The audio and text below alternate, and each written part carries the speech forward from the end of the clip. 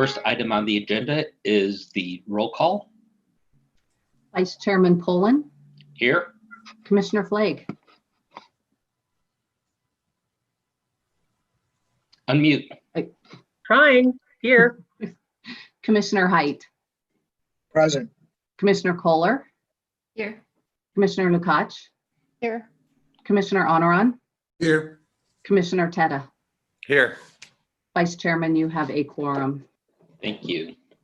At this time, I would like to let everybody know anyone wishing to speak during public invited to be heard, which are items number 4 and 7. Be careful.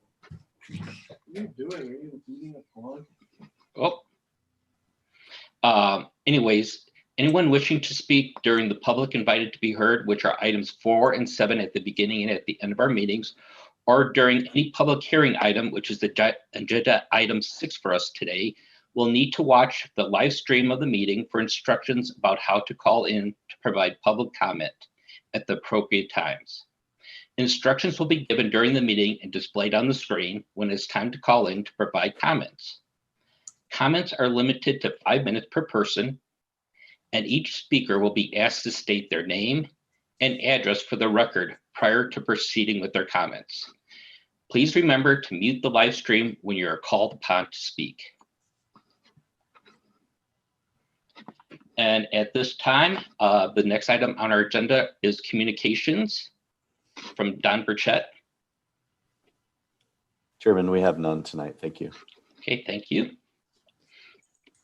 The next item then is our public invited to be heard.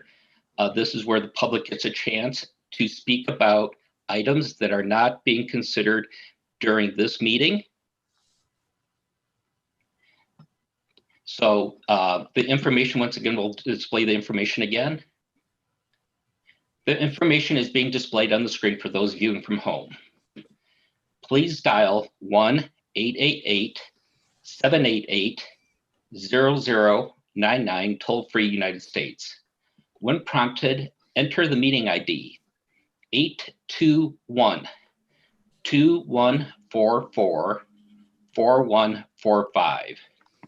When we are ready to hear public comment, we will call on you to speak based on the last 3 digits of your phone number. Each speaker must state their name and address for the record and will be allowed 5 minutes to speak. Please remember to mute the live stream when you're called upon to speak, and remember that this is your opportunity to speak on items that are not on our agenda today, which is the Left Hand Brewing Beer Garden Expansion Conditional Use Site Plan. So at this time, we will take a 5-minute break and allow people to call in.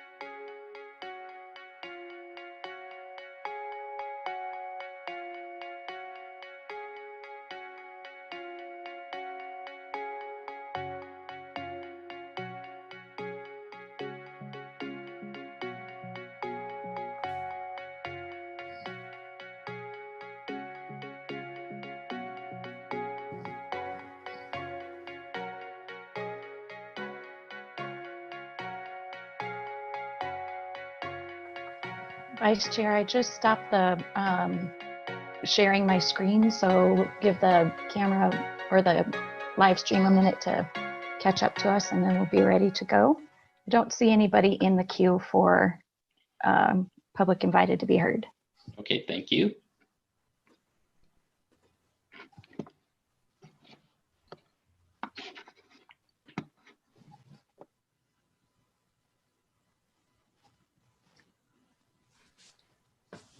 And we're back live. Okay, thank you very much. We did not have anybody call in for the public invited to be heard. So the next item is approval of the minutes from the September 16th, 2020 meeting. Are there any discussions? Any motions? Commissioner Height, I'd move to approve the minutes of the September 16, 2020 Planning and Zoning Commission. we have somebody, a motion to approve the minutes. Do we have a second? Commissioner Onaran? I'll second. Okay, we have a first and a second. Is there any discussion? If not, let's take a, oh, Chris, did you have something to say? I just want to abstain. Oh, okay. We have one abstention. So if anybody was not at that meeting, you can abstain and everybody else can vote. We'll go ahead, take a voice vote, and everybody can also hold up their hand. All those in favor of approving the September 16th, 2020 agenda minutes, raise your hand and say aye. Aye. Aye. We have 4, and I believe we have 3 abstentions. Oh, Abstain. so we had 3 abstentions and 4 which approves the agenda minutes. The next item on the schedule is the Left Hand Brewing Beer Garden Expansion Conditional Use Site Plan, PZR 2020-4, with Principal Planner Brian Schumacher presenting. Good evening, Commissioners. Susan or Heather, can you start the staff presentation slides?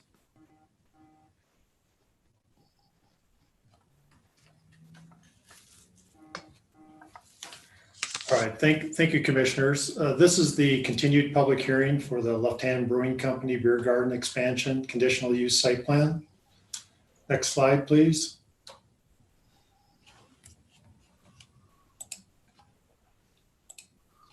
So I'm Brian Schumacher with Planning and Development Services. And after the presentations and public hearing comments, the applicant representatives and staff are available to respond to questions. And for staff this evening, Cameron and Chris are available for questions regarding streets, water, sewer, storm drainage, and water quality infrastructure. Josh is available for questions regarding the Resilient St. Vrain Flood Mitigation Project. Tyler's available for questions regarding traffic or the Boston Avenue pedestrian crossing. Jim's available for questions regarding wildlife and the Species and Habitat Conservation Plan. Captain Goldman is available for questions regarding emergency services and the environmental assessments. Shan's available if there's any additional questions regarding noise standards. And of course, Planning Manager Burchett and Deputy City Attorney Tate are also available to provide assistance. Next slide, please. So the existing brewing and tasting room is located on 1265 Boston Avenue. The brewery opened at this location in 1994. Proposed beer garden expansion is on the adjacent parcel to the east at 1245 Boston Avenue. The beer garden is proposed on approximately 1 acre on the north side of the site, north of the access drive off of Boston Circle. The southern portion of the site is planned to be used as a staging area for construction of the Resilient St. Vrain flood mitigation work. That phase of the project is going out for bid soon, and Josh can provide more details if the commission has questions. Next slide, please. So this is just a brief summary of prior action by the commission. So the application was previously reviewed during a public hearing by the commission on July 15. During that hearing, public input and discussion by the commission focused primarily on the proposed events and noise impacts associated with those events. And as a result of that discussion, the commission continued the item to a future meeting. The date at that time was not set. So in the packet for the commission, the meeting minutes from that July 15th meeting were included for the commission's reference. Next slide, please. So the revised application proposal removes the outdoor event venue and regular outdoor events and concerts with amplified sound. But Left Hand is still interested in moving forward with for the approval of the beer garden expansion and related improvements. Next slide, please. The applicant will provide more details regarding the proposal, but this is a brief outline of the primary components of this request. So the conditional use site plan includes a proposed beer garden expansion, which involves or includes a lawn area with enhanced landscaping, an outdoor bar structure and seating area, additional indoor bathroom facilities, on-site and adjacent parking areas with a pedestrian crossing of Boston Avenue, and then water quality enhancements to an existing detention pond on the site. Next slide, please. This slide outlines the substantive topics that were discussed during the DRC review process prior to the public hearing. There's more details in the communication on each of these topics, so I'm not going to go into this in detail. So next slide, please. This slide outlines the instances where there were opportunities for public input on the project. The first instance or opportunity was at the neighborhood meeting in April 2019. And then when the application was submitted in August of 2019, then there was a notice of application. Before the first public hearing in July, there was a notice of public hearing both in June and July of 2020. And then received comments during the neighborhood meeting as noted in the packet. And there was about 50 written comments that were received during the notice of application and public hearing notices, addressing both project concerns and support. Next slide, please. This slide outlines the more substantive concerns that were expressed by the public regarding the project during the neighborhood meeting and review process. Just interesting to know, most of the comments were related to the proposal that included the regular events. Since the events have been removed, many of these concerns no longer apply. Even though the events venue and regular events are no longer part of the application, operation of the outdoor beer garden will still be subject to the city standards and conditions of approval. Next slide, please. In addition to concerns identified, there were also a number of emails are included in the packet expressing support for Left Hand's proposal. Next slide, please. So notices were mailed for this continued hearing since the July meeting continuation did not specify a date certain. The property was also posted with updated hearing signs. Prior to the notices being mailed, staff reached out to members of the public that spoke at the July hearing to let them know that the application was being revised to remove the outdoor event venue and regular schedule of events and concerts from the proposal. No written comments have been provided since the notices were sent and the property posted for the hearing. Staff did hear from one resident residing in the mobile home park who expressed initial concern regarding the noise associated with events before I informed them that the events were being removed from the proposal. And after they heard that, they didn't have any concerns about the proposal. Next slide, please. So this slide includes a few procedural notes. The Planning and Zoning Commission is the decision-making body for a conditional use site plan. The commission's decision is subject to appeal to City Council, and the applicant is responsible for demonstrating that the application meets the applicable review criteria and municipal code standards. Next slide, please. Based on staff's analysis of the review criteria for a conditional use site plan as noted in the communication, staff found the application to meet the criteria and is recommending conditional approval as noted in PZ Resolution 2024B. So there's 3 conditions of approval. One is the limiting hours of outdoor activities associated with the beer garden expansion between the hours of 7 a.m. and 10 p.m. And the hour limit is consistent with the daytime versus nighttime noise standards and is intended to minimize potential impacts to the surrounding neighborhoods. Regarding the condition on the conservation plan, Natural Resources staff is recommending that there is a plan in place for ongoing efforts to protect the river corridor. And then regarding the environmental assessment condition, Since the prior assessments are for 2013 and there was a subsequent fire on the property, staff is recommending that additional testing be completed on the site prior to starting construction. Finally, if the application is approved, the applicant has requested from the commission an extension to the normal 1-year approval timeframe so that the approval would be valid for 2 years if the extension were approved. If the commission decides not to grant the extension request, the applicant could still request an extension at a later date prior to the end of the 1-year approval period. Next slide, please. This slide outlines next steps in tonight's hearing. The applicant will present next, and after that, the commission has an opportunity to have questions of the applicant. Mary Taylor will be presenting for the applicant. After that, the commission will hold a public hearing on this item. And after that, the commission can ask questions of the applicant or staff based on public hearing comments. And then the next step would be commission deliberation on the proposal and the extension request. And then finally, the commission would take action and present a motion and a vote on this item this evening. So we appreciate everyone's input and efforts to date on this proposal and look forward to the commission's input on this revised application this evening. Thank you, commissioners. That concludes my presentation comments. Thank you very much. Commissioner Height. Thank you. Brian, I had one question. What is DRC staff's position on the 1-year extension to build because of COVID-related concerns? Is there a position? Staff hasn't taken a position on that. We felt that it should be a decision of the commission. We didn't feel strongly one way or the other. Thank you.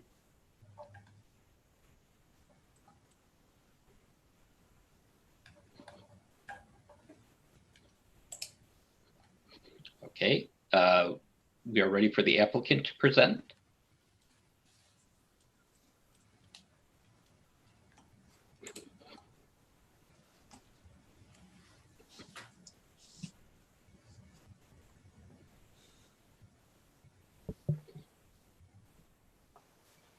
Give me just one moment here.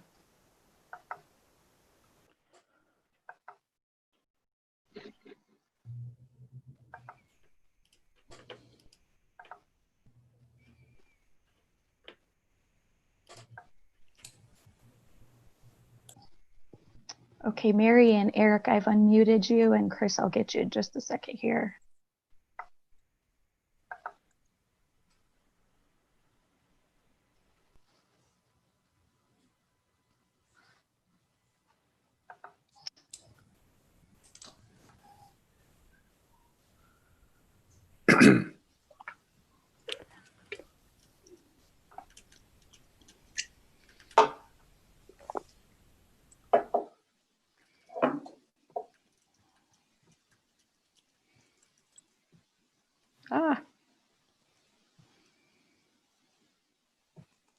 Hold on. Susan, can you get that up for the presentation? Yes, one moment. Thank you.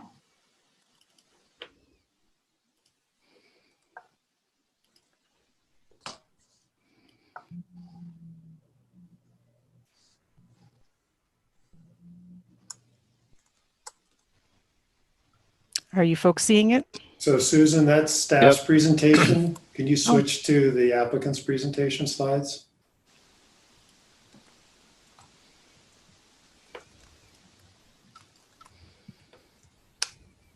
Try this again. How's that? Much better.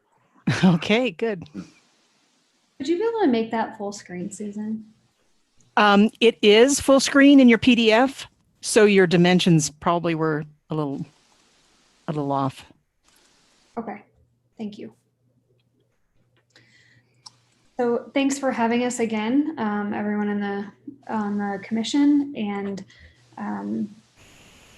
Brian outlined some of the changes that we've made to our application, and we wanted to just run through some of the general info that we discussed last time, as well as touching on a few points to just clarify any questions that also came up at the end of the meeting in July.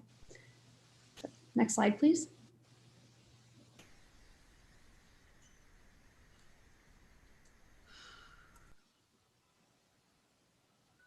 Next slide, please. Apparently, I have paused my screen share for some reason. Let's try this again. I also have it too, if you'd like me to share my screen. You should see it now. There we go. Great. Go ahead, Eric. All right. Well, hello again, everybody. I'm not going to go into as much detail since we spent quite a few hours the last time we were speaking, but really, in general, what I wanted to share is that we have been working on this for years. I mean, it first made it into the river corridor study pre-flood. So we've been talking about some kind of project on this land that we bought specifically for this purpose. We're approaching $1 million invested between purchasing the property and then $300,000 to get the property cleaned up, all of the abatement done, and everything ready to roll to this point. So we are anxious to get it going. We've completely removed the events stuff out of it. That seems to be a sticking point for some in the community, and we'll just work around that. And really, for us, what we need right now is more outside space to host more people. COVID is definitely cramping the hospitality business in general and ours specifically. So we really want to get this thing moving. As you probably quite aware, we're very community focused. We are looking to turn that brown dirt lot is what it is now. That's been completely cleaned up. The environmental assessment, I have a little bit of a question on that, because it was completely cleaned up. The asbestos was removed from the building. There's the old oil sump was removed completely and pulled out. So all of those things have already been dealt with. If we got to do another phase one, I guess that's fine, but or phase two. But we're basically looking to be able to host people. We think that next summer is probably going to still have a lot of restrictions on us COVID wise. So we want to try to get this thing built so to help our business survive COVID. We can move on to the next slide. You all know where the project is. I'm going to just skip through this. There's the next slide, please. Yeah, we've completely removed the lower part of the project. We've moved away. We've had multiple community meetings. We've heard a lot of concern about environmental impact. We've been called a lot of names. The city's going to rent that property, the southern half of the property, as they redo the river channel. So project is strictly on the northern half. Next slide, please. It's a complete dirt lot. If you've driven past it, you've seen it. It's got a fence up around it. There's nothing on it right now. It's ready to roll. No habitat. It's been assessed. Again, I have a question on that environmental assessment thing, but whatever. Let's keep rolling. Next slide, please. We've had a couple of meetings. We've had a lot of input. That's all been addressed. I don't think we need to belabor that. If you've got specific questions on anything, let's fire it up. But you can see our conceptuals here.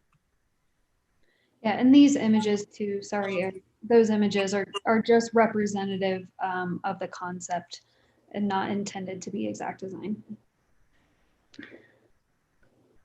So as you can see, a lot of trees, bushes, fencing. There'll be a beer garden there. There'll be some tables. There'll be some shade to keep the sun off. It'll be an open space available for people to come and visit the brewery, hang out, have a beer, socialize. Yeah, and it's important to note here too that we are completely out of the riparian setback. And you can see with the blue lines, the St. Vrain corridor there, that our extent of development is pretty much just where the illustrative color is. We will be updating the water quality structure, or what is a detention pond now, up to code, but there's no sort of major infrastructure happening within that riparian setback. And like Eric said, that southern half of the property where it says not in project in parentheses, that's not intended to be part of this development. Yeah, we've been coordinating with Josh Sherman with the city in terms of coordinating the water quality structure with the Resilient St. Vrain project. Great. Next slide, please. So the important piece here that we're looking at in regards to context is that red highlighted area is where the Resilient St. Vrain project is going to be staging. So it will be on Left Hand's property, and that's being coordinated. It's not part of this project, but we just wanted to point out that that area will be used for staging. So we're working with that group to make sure that they've got what they need. And then you can see in blue the extents of that project. So it's going to be developing, improving and renovating that whole area in blue there. So that'll be really nice when that's done. Next slide, please. Brian showed this illustrative plan in his documents as well. But we just wanted to make sure that everyone understood what the different amenities on this site will be. On the left-hand side, just some precedent imagery of, what we might be doing on this site, just some general seating for beer garden, maybe some yoga, things like that. Just really flexible area. But like Brian mentioned, we are not intending to have any events with amplified sound, anything like concerts that we had discussed last time, completely removed. And we just want to make sure that everyone understands we're not trying to, get away with anything. We just really want this project to work. We really want to see this space be used as something for the community. And as of right now, it just makes the most sense to move forward with that plan and address any potential events with amplified sound in the future in a different route. So that's where we're at. The site plan itself is the same of what we looked at in July.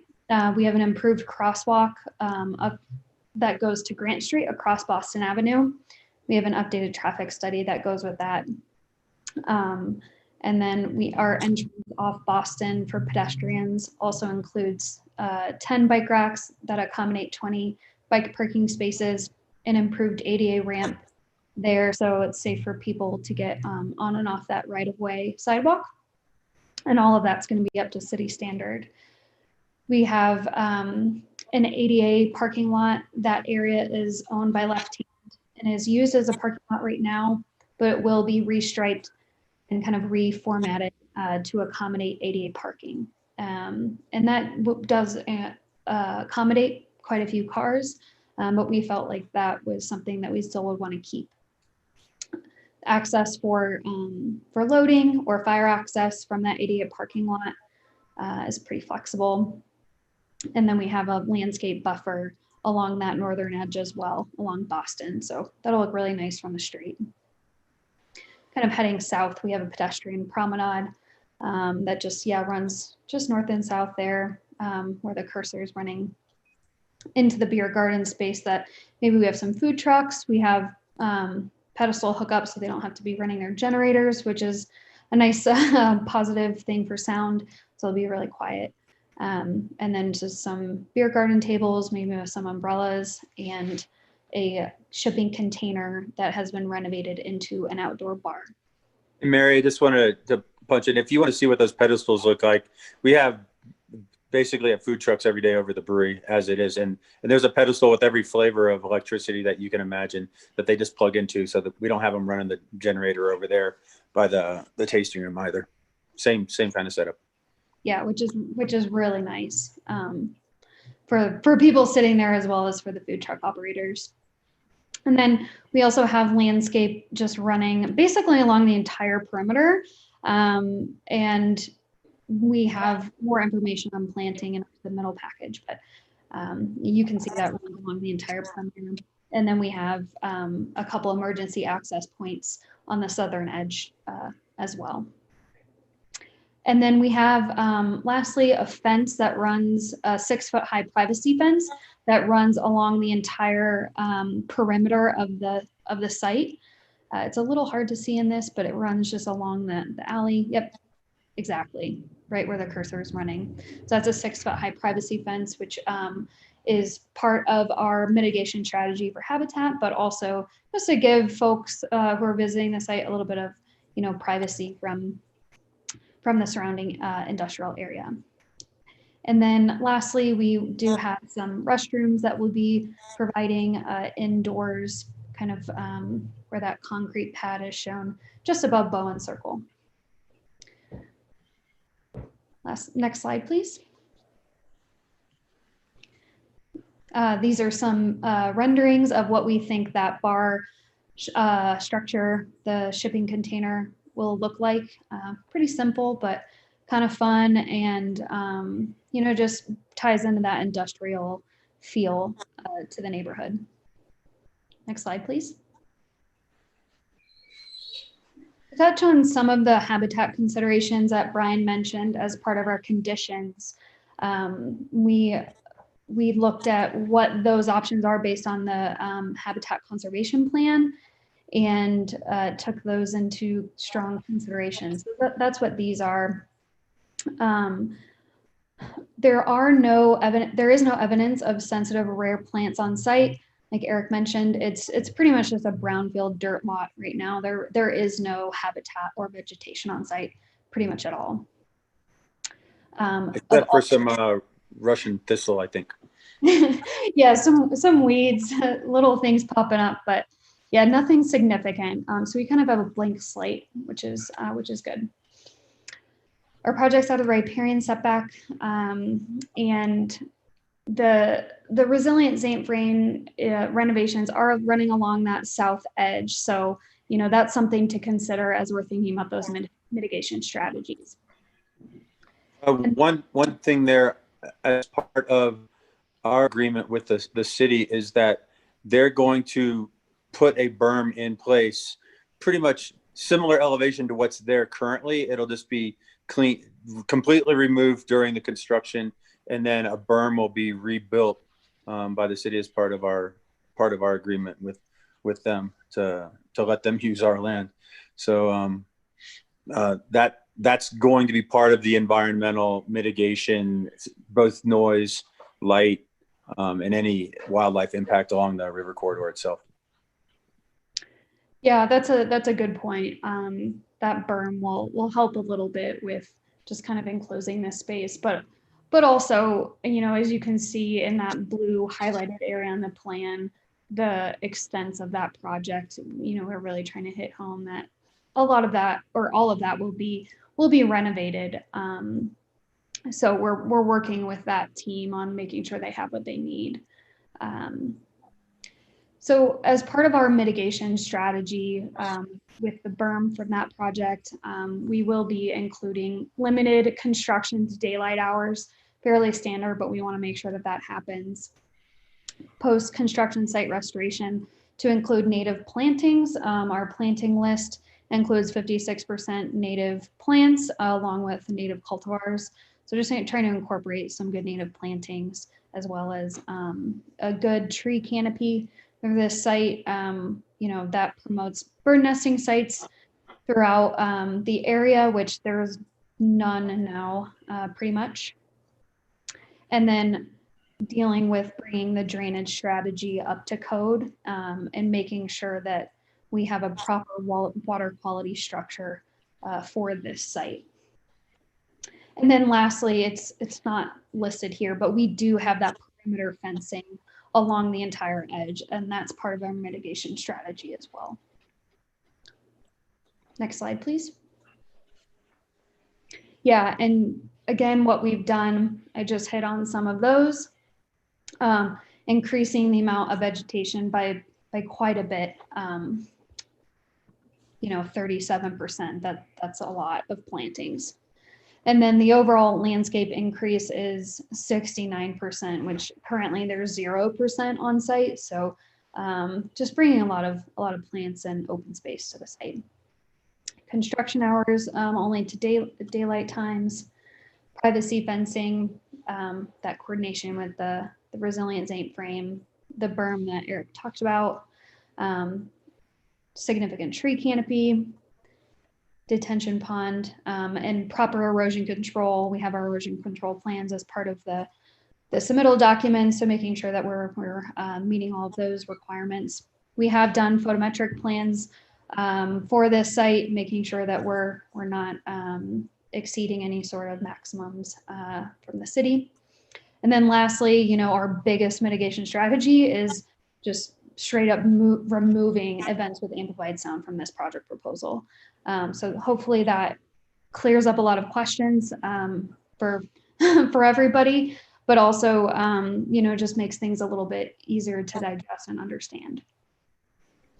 Next slide, please. To kind of wrap up, we like to just include, you know, some of the main points from the land use code, make sure that everyone understands that we're meeting them to the best of our ability. Maximum sound pressure levels, we remove that. Our day-to-day levels, you know, we don't anticipate any sort of high level of sound. Protection of rivers and streams, etc. We are not within the riparian setback. You know, we're not in that zone.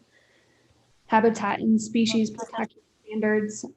We have implemented the recommendations that our habitat conservation study has shown us. And so we've implemented those as best as we can. If anything, I think we've probably exceeded those by all of the research and everything we've done. Outdoor lighting, we're meeting that. And then landscape standards, we're increasing that by 37%. And then if you include the artificial lawn open space that has some natural infiltration, then that goes up to 69%. Eric, did you have anything else you'd like to add to the presentation? No, we've, like I said, this is the second time we presented, so let's do it on exception basis. We can answer questions. Sure. All right.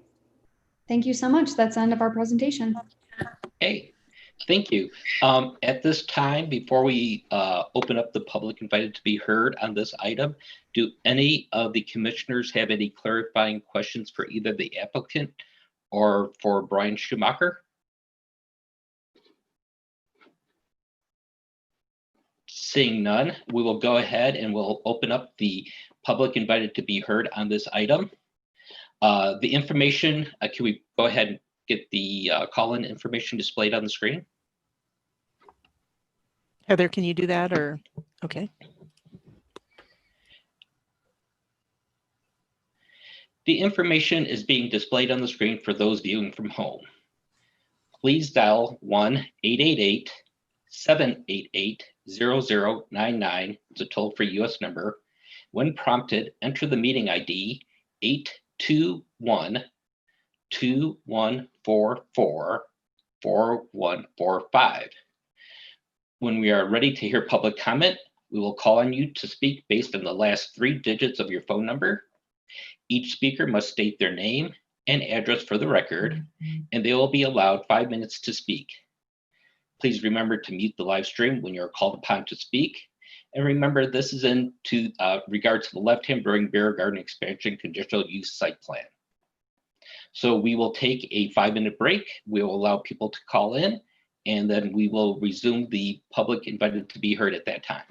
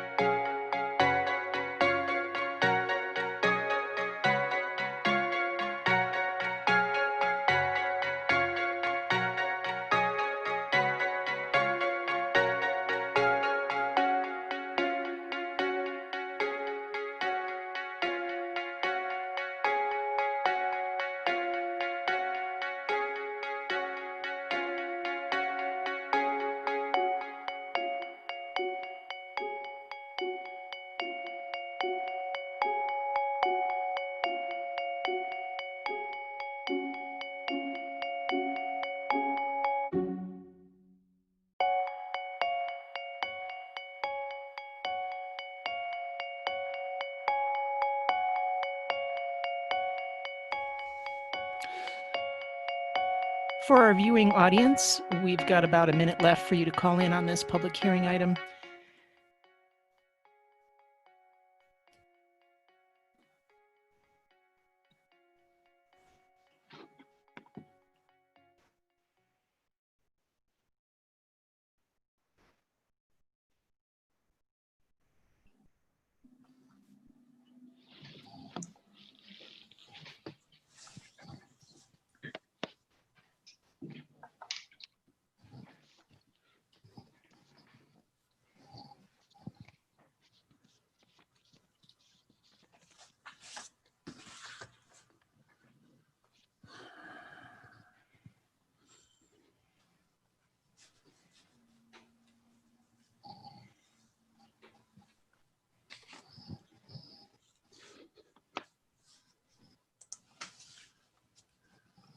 Chair Poland, we have stopped sharing our screen and we're back on live. We do not have anyone in the queue for the public hearing.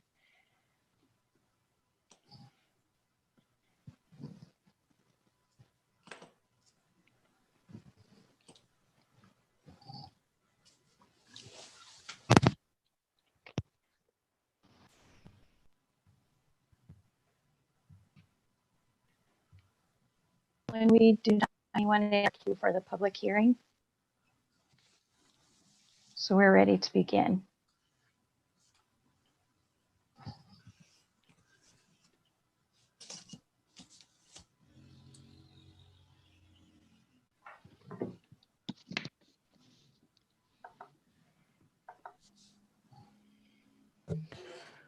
Vice Chairman, can you hear us?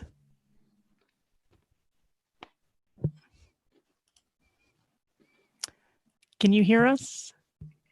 No. We can hear you.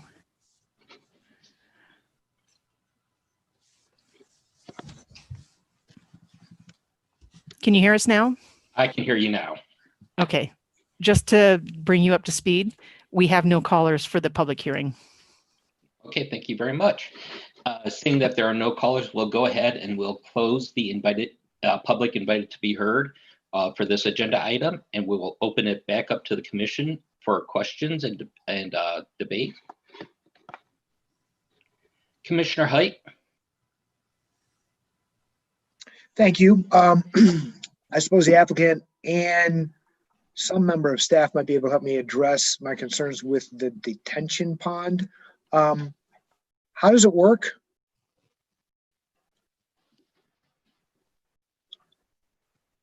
And to our applicants, you should be able to unmute yourself. Great, thank you. Brian, did you want to address this? Mary, actually, I might have either Josh or Cameron come on the line and respond to that question. Okay, thank you. Sure. This is Cameron Folks with Public Works here. So with the water quality pond, what they're doing is they've disturbed more than an acre, which under the code requirements require them to install water quality treatment. Excuse me. And so what that does, will treat the stormwater from storms. With the smaller storms, typically the 1 year and the 2 year storms. Everything beyond those storms will go through the water quality structure and into the creek per requirements. Is there another aspect of that you need clarification on, or is that? I do. It looks like it's a structure being constructed in the riparian zone. How does that work with our code requirements? Sure. So we coordinated with Don Burchett on this, and based on the code requirements, we believe that's an allowable use within the riparian zone.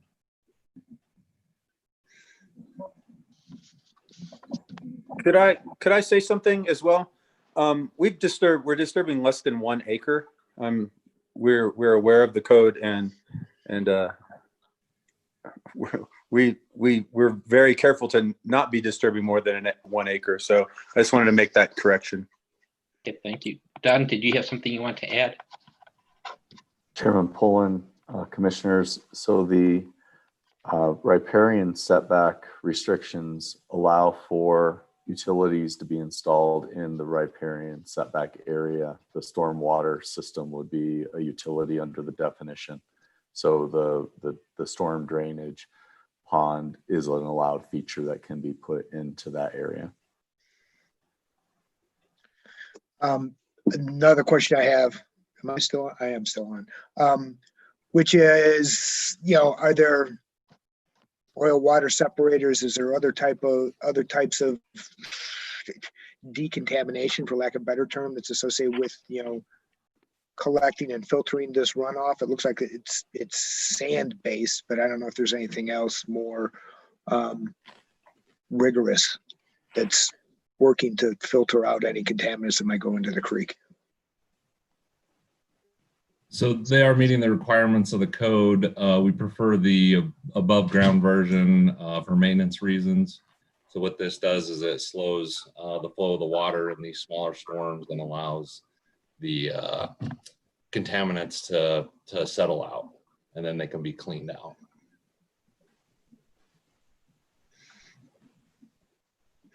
And what kind of contaminants might you be anticipating? I mean, I guess it's next to a road, but it's really a park-like setting. Right. Is there? Typically, they are suspended solids, so sand, particulates, and solids that enter the creek, so that those can settle out in the smaller channels. And is this typical with other locations along the creek corridor? Correct. Through all development, actually. Okay. Thanks. That was my question. Do we have questions from any of the other commissioners? Commissioner Onaran? I think this is a question to maybe Brian. I'm seeing the recommendations here, and there's this condition number 3, provide an update on environmental site assessment prior to construction after consulting with fire and planning. What I heard from the presentation from the applicants was that, this is not a very environmental sensitive site. I was wondering where the number 3 is coming from. So Commissioner Onaran, I've had some discussions with Captain Goldman in fire, and she's on the call this evening, about the environmental assessment. Obviously, the environmental assessment was done in both the phase 1 and phase 2 were done in 2013. My understanding from talking with Captain Goldman that there was a fire on the site subsequent to that assessment. And even though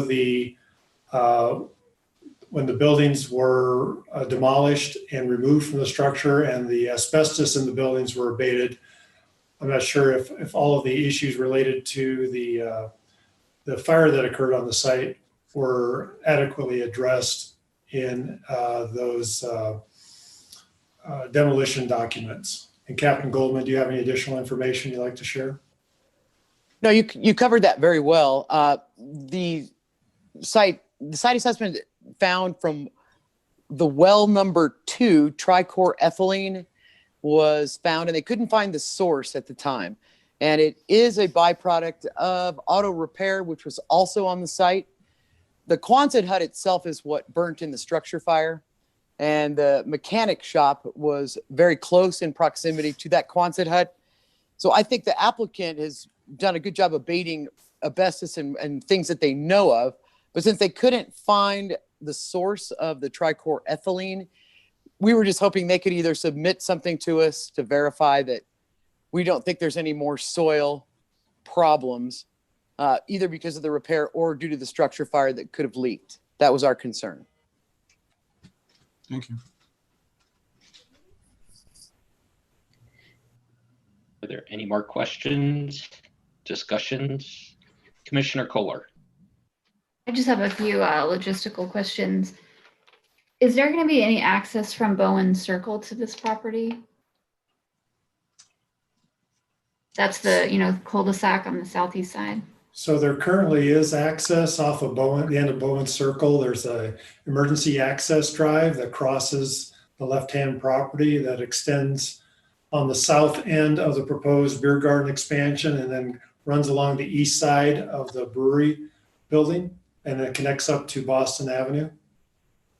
So the public, that could potentially be a place where, Uber dropped off people or that kind of thing. Can people park along the street in that cul-de-sac? They can. I'm not sure if there'd be access to the beer garden from that side, but maybe the applicant can address that more. We had a brief discussion about that question, and we thought that a ride share or drop off could occur either in one of the parking lots or perhaps on the north side of Boston Avenue along Grand Street, which is a fairly unused, not a lot of traffic on Grand Street. So there might be an opportunity for a drop off at that location as well. And then people could use the crosswalk across Boston Avenue to access the beer garden. I'd love to jump in here. Hey, please do. We're not going to have an entrance for the public back there in the back. That'll be closed off to public access. We, as a matter of operating, a lot of our packaging is delivered to the loading dock that's back there on the southeast corner of our existing production building.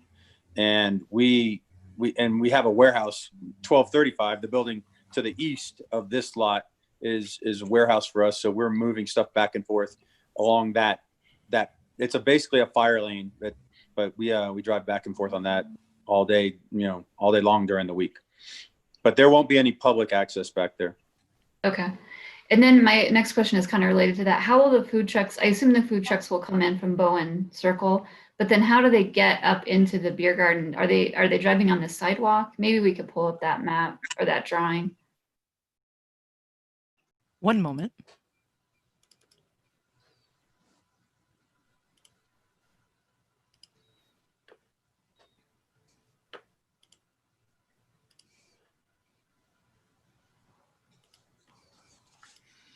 Page 9 shows it pretty well, that access gate there.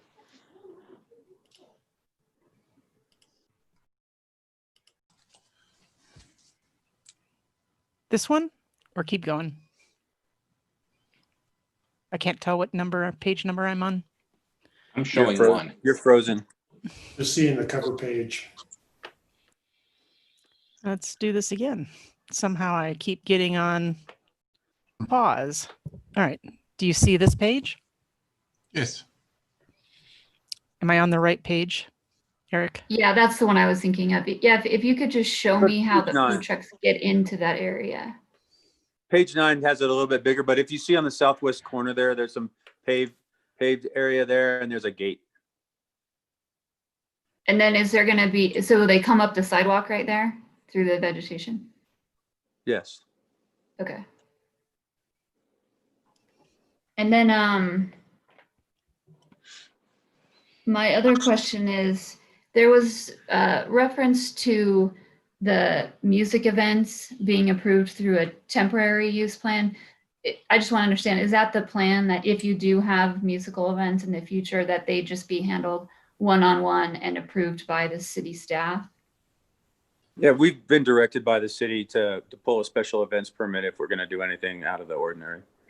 So Commissioner Kohler, just to give you some background information, there are occasional events that are happening down on the left-hand site occasionally, currently.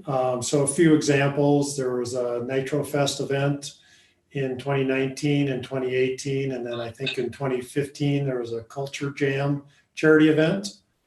So there's just a few examples that have gone through our temporary event process. And so any occasional events on the site, such as a farmer's market or fundraising event, as I mentioned, would be reviewed under the city's temporary event procedure, standards, and criteria. And what's the threshold? Like what qualifies it as an event versus just, maybe a yoga class in a lawn? Typically it's probably related to the number of potential participants. And I know that I've talked to Captain Goldman about this as well. And I know in the building fire code as well, there's some requirements for additional planning efforts when there's going to be more than 500 participants at a particular event. Okay. And there's a limit to the number of those they can have a year. Is that right? Yeah, that's correct. And is the public notified at all during that approval process? Typically not under our temporary event process. But if we, I mean, obviously each of those individual events are approved on a case-by-case basis individually. And so if we are become aware of an issue related to an event, then we can kind of address that on each application as they come forward. Okay. Yeah, I could maybe see the public feeling, maybe the public hears a concert going on and they think, wait, I thought that wasn't part of the plan, not having any knowledge that the temporary use permit was pulled for the event. Right. And then maybe we can address this a little later, but I do have a question on where do we add or how do we add the extension? Does that have to happen after we have a motion or? I think it could be part of the motion regarding either to approve with or without conditions, if the commission is so inclined. And then if the commission were to grant the extension, then staff would go back in and amend the PZR before it's signed by the vice chair. And that we can grant as long as they need, or?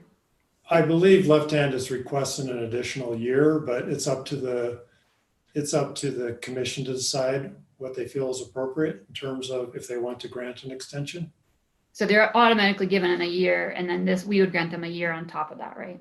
It would be up to the commission. They could grant 6 months if they wanted to, or up to a year, or even longer if they felt so inclined. Okay, thanks. That answers my question.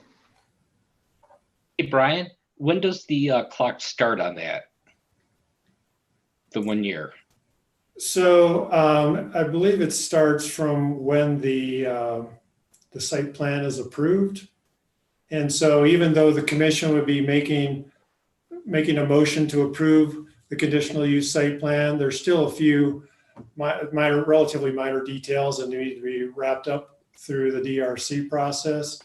And so once those are finalized, then the year would start from that time frame. Okay, thank you. Are there any more questions? I do have one for the applicant. Eric, you currently have the tasting room over there on the west side. You have this beer garden that's kind of more or less on the east side, and you have the plant in between.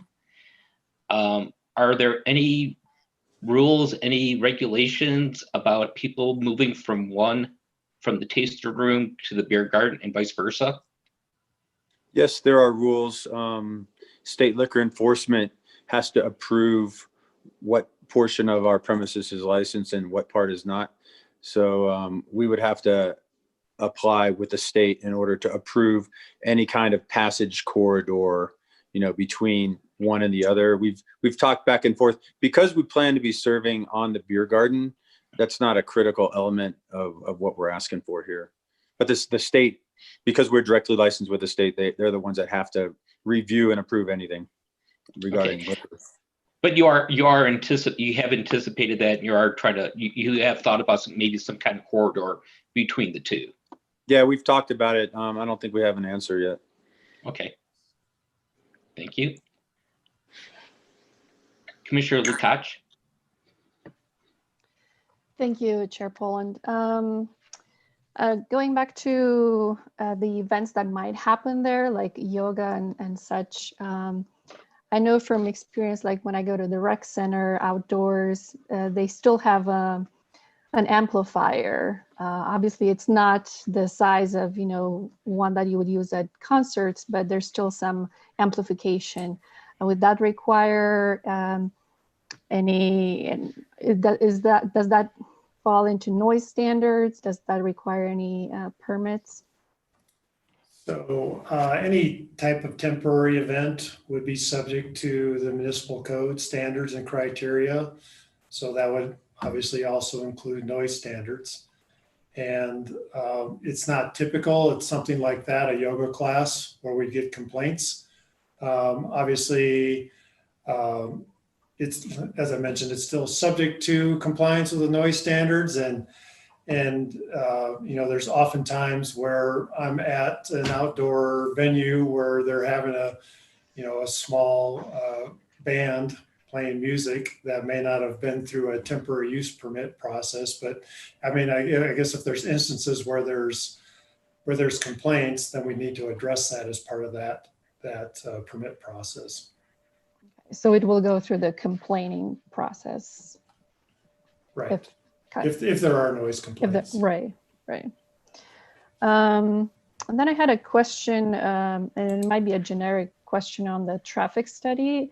I noticed it was done recently, and I wonder if there's any guidance out there regarding traffic studies done during coronavirus, because the traffic has been reduced. There are less trips generally, at least what we know from the first half of the year.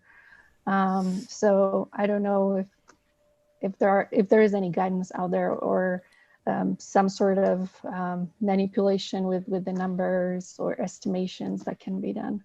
Sure. So I might ask Tyler to jump in here for any input on that. Sure, Chair Poland, Commissioner Lukacs. Tyler Stamey, Transportation Engineering Administrator. Good question. Yes, we are seeing initially in, I'd say in April, we saw a substantial drop in traffic volumes throughout Longmont and the Front Range. I think and the data that we have has shown that traffic levels have more or less come back to about 95% on a baseline, some cases closer to that 100% of the pre-COVID volumes we were seeing. A lot of what we're seeing is a shift in the peaks, that the morning peak is not as pronounced as it was prior. And really the PM peak is still similar to what it was before. So I think in terms of what this study looked at, the peak hour is representative of a normal condition, or within a percentage of a normal condition. Okay, thank you. And I had one more question. In the map, there was a fire access from the ADA parking lot. And I was wondering, because it shows some parking spots in front of that entrance. Does that spot need to be, reserved for emergency, or cars can still park there? Or what if there's an emergency? Maybe the applicant can answer that. Yeah, thanks. So that access there that's shown, it's actually a pedestrian emergency access intended in that space. So there is a sidewalk there that if someone needed to, leave in an emergency, they can still get out. It wouldn't be intended for, say, like a fire truck to drive through it. Does that make sense? Yes. Yeah. I guess it just wasn't clear for me when I saw the map, but yes, that answers the question. Great. Thank you. Commissioner Height. Thank you. I have a follow-up, I guess, for Mr. Wallace. Eric, you had indicated that you're raring to go. You're ready to start this project. How does that mesh with the need for another year? Well, the financing is the critical piece right now, and if we can get the financing in place, then we're gonna push forward. We'd love to be able to open it next spring, and if we can't, then we would like the extension. Would it be? Are you okay coming back in the spring and asking for it, as opposed to us approving it now? If I'd rather have it approved now, just so that we know what we're dealing with. We don't want to take up any more of your time than we already have. Brian, the 1 year extension would have to come back to P&Z? That's correct. If you didn't approve tonight, yes, it would have to come back to Planning Commission. Thank you. Or any other questions, thoughts, discussion? Any motions?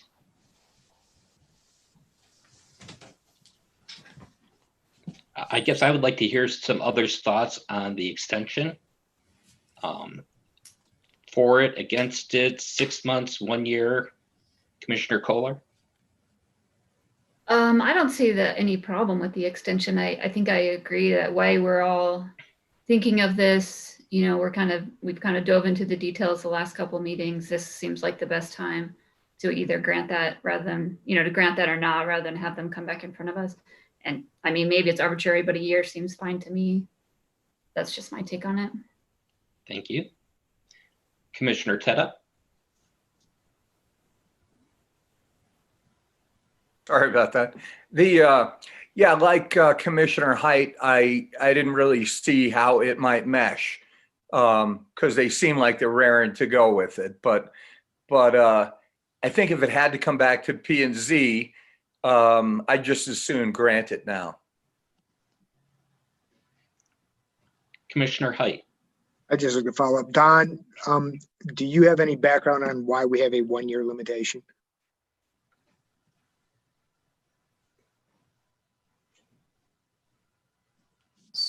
In the limitation, you mean it for an extension or for the length of time that the original approval is valid?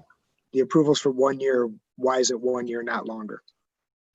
So typically when we set a length of time, we're trying to make sure that it's a reasonable enough time for normal situations where an applicant, after they are through our process, would be able to get their funding lined up and be able to start their improvements, not only the site improvements as well, because oftentimes they may need to do certain site improvements before they can start going vertical with the other above ground improvements. So the year under, again, a normal development time is what we have seen as being a reasonable time. Under the situations that we are facing today, as Mr. Wallace explained, with the potential of having to get funding for this from a bank, they may be looked at a little bit differently in this environment now than they would have prior to COVID with a fully operating beer garden and other monies that are coming in for them. So that could have an impact. But typically the year is a common time frame that cities use to allow a development to do the construction both below ground and above ground and be able to hold their approvals. Thank you, Don. Any other comments? I guess I'm kind of in the same line as Commissioner Ted and Kohler. We've had a couple of extensions come up before to us. And I believe that each time we have granted it. I think this time we kind of know ahead of time. They've actually warned us what the issue may be. The applicant does seem eager to get going. So my feelings as far as the extension is, I don't have a problem granting it upfront.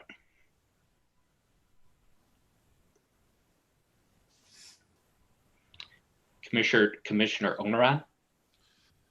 Thank you. Well, I'm not seeing a lot of discussion, so I'm just going to go ahead and, I support this project because, when I look at the comp plan talks about mixed use employment for the whole corridor.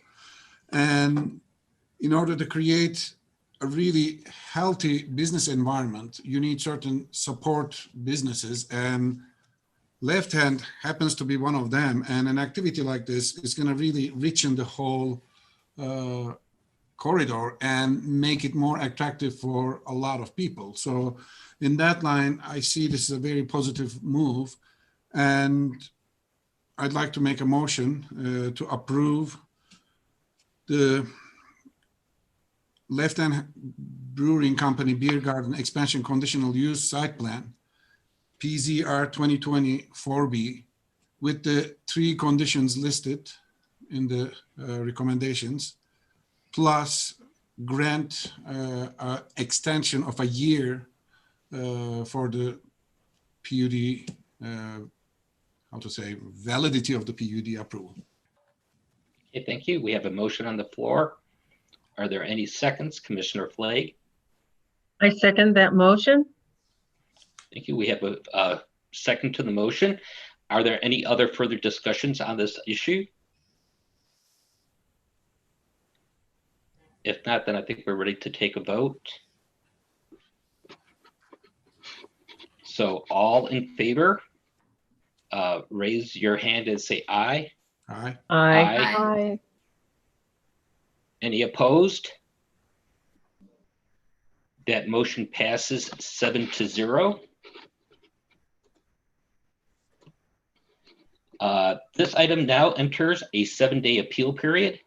During this time, any aggrieved party may appeal the commission's decision by submitting a written appeal letter stating why the Planning and Zoning Commission's decision should be amended or reversed by City Council.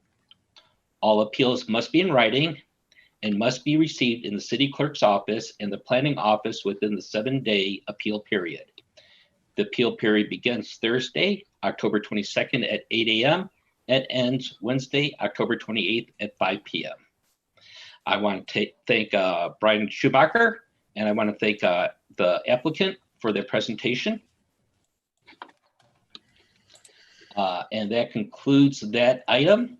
We now move to other business. And then I believe what we now go to is the final call for public to be heard. The toll-free number to call in is 888-788-0099. Oh, I lost those instructions. Give me a second. So please dial 1-888-788-0099. When prompted, enter the meeting ID 821-2144-4145.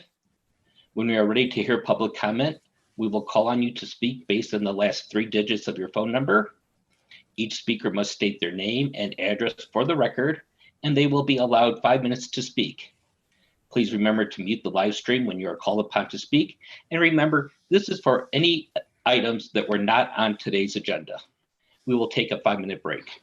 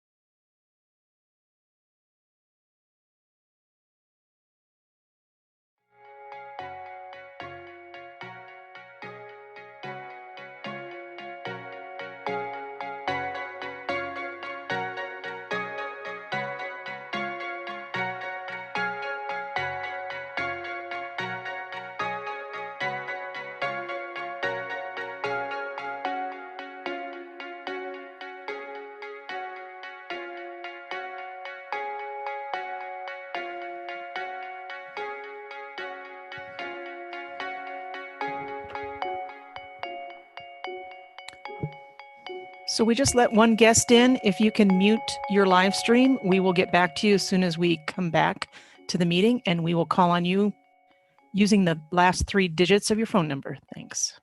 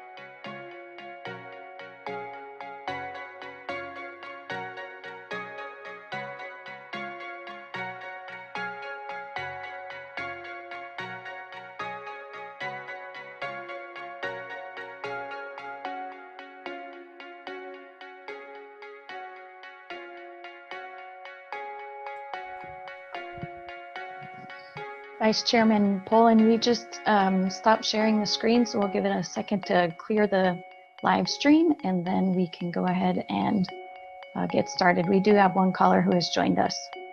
Thank you very much.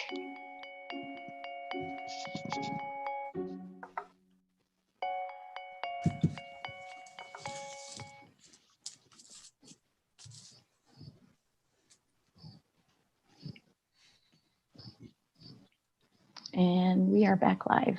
Okay, thank you very much. We do have one caller, so I'm opening up the public invited to be heard. Final comments, and we have a caller. Last three digits of your number are 949. We are ready for you.